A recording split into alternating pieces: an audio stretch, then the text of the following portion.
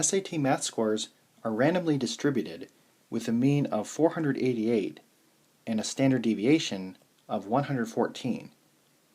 Find the probability that a randomly selected member got a score between 200 and 450.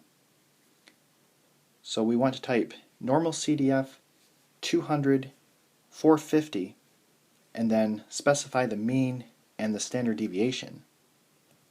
And this is equal to 0.3637. Part B says, what percentage of scores are less than 600? So we would type normalcdf, negative infinity, 600, and then the mean and standard deviation, and this is equal to 0.8371. Part C says, out of 1,000 randomly selected SAT math scores, about how many scores would you expect to be greater than 500? So this part is a little bit different.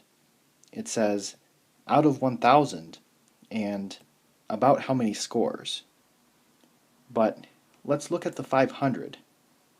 So the picture would look like this, and we would type normalcdf 500 infinity and then the mean and standard deviation, and this is equal to 0.4581.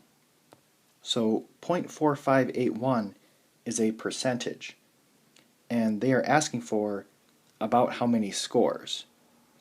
So we need to take the percentage, 0.4581, and multiply it by how many students they are looking at, which is 1,000.